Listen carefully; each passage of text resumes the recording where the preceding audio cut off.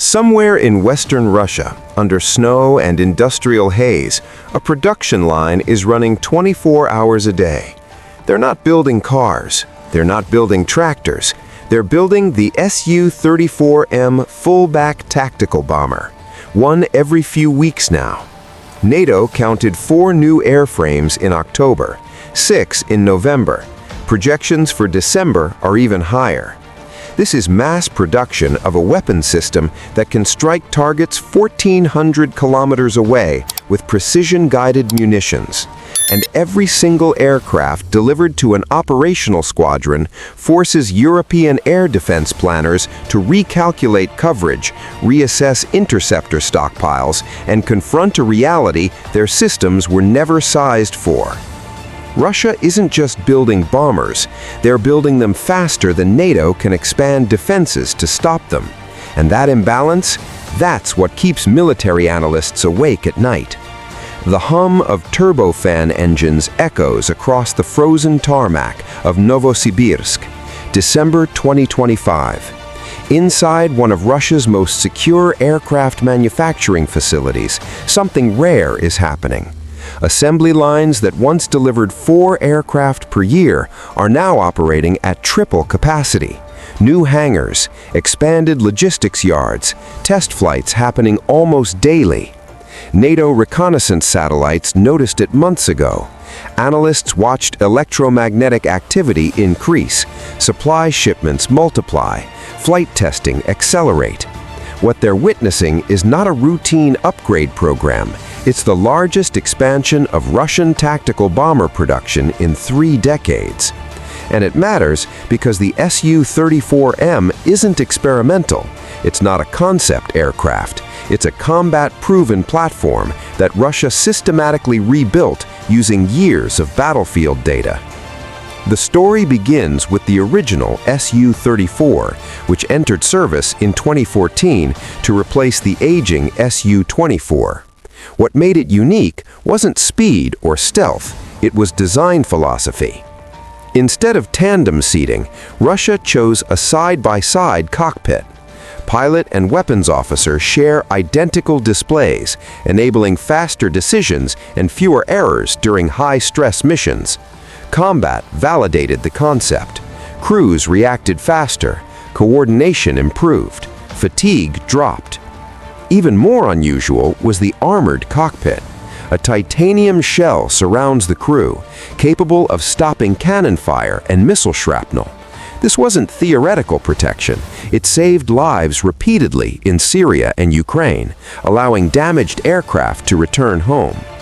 But combat also exposed limits. Avionics struggled under heavy jamming.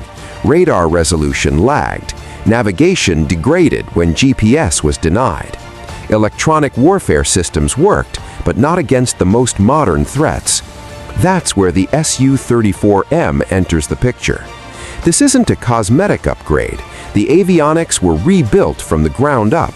New processors, new software architecture, new sensor fusion logic designed specifically for contested electromagnetic environments.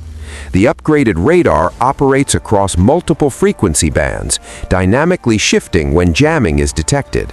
It maps terrain in all weather, tracks moving ground targets, and feeds real-time data directly into the weapons system.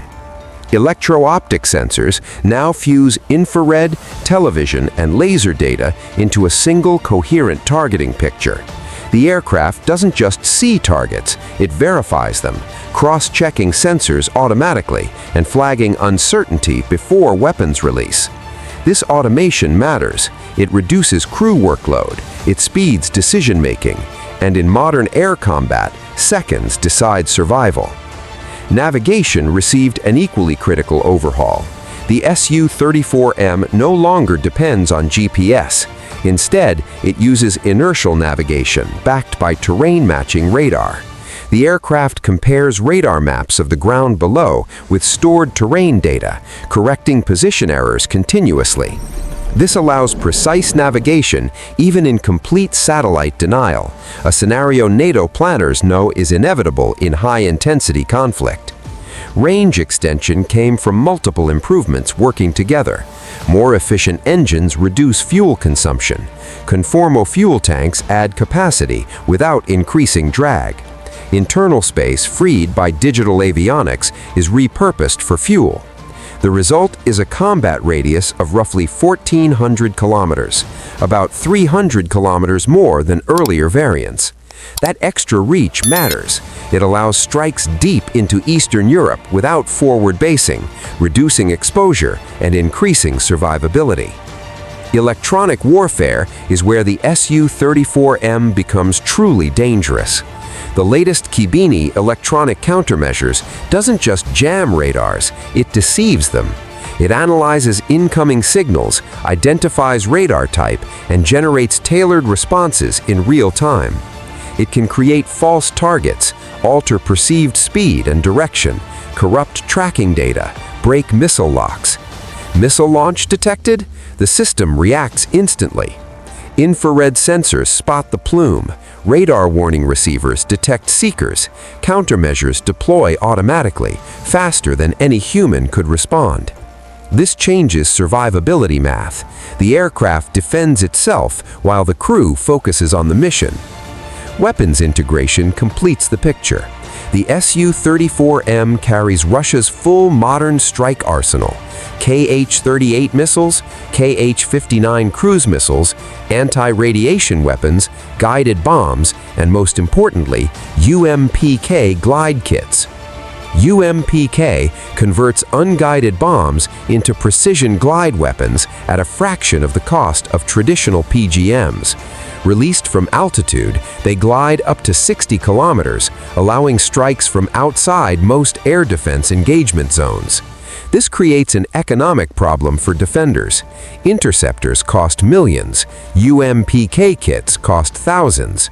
Sustained glide bomb attacks force impossible choices about what to protect. NATO is watching closely. Satellite imagery tracks production rates. Signals intelligence analyzes avionics emissions, and the conclusion is uncomfortable. Russian aircraft manufacturing isn't collapsing under sanctions, it's accelerating. Either components were stockpiled, domestically replaced, or sourced indirectly, but the result is clear. Russia is sustaining high-end military production under pressure. European air defense programs are responding: Patriot expansions, Iris-T deployment, integrated radar networks, but these take years. The Su-34M is entering service now. If current production continues, Russia could field 80 to 100 Su-34M bombers by the end of the decade. That represents a serious conventional strike capability and forces NATO to plan for sustained air pressure, not isolated incidents. Training infrastructure is expanding alongside production. Crews qualify faster thanks to the cockpit layout. Simulators mirror real avionics. Human capital is scaling with hardware. And Russia isn't just building for today. Export variants are being marketed. Each potential sale funds further production and expands geopolitical influence. From an acquisition standpoint, the Su-34M proves something important. Upgrading proven platforms can deliver more combat power faster than chasing revolutionary designs. While fifth-generation programs struggle, the Su-34M is flying missions, rolling off lines, and reshaping strategic calculations. The production lines will keep running. More bombers will enter service. NATO will keep watching, and the balance of tactical air power in Europe will continue shifting, not through sudden battles, but through industrial momentum, one aircraft at a time. If you want calm, factual breakdowns of the military systems shaping today's conflicts, make sure you subscribe to NeuroIntelE channel. Hit the like button and turn on notifications. This is where strategy meets reality. New analysis drops regularly.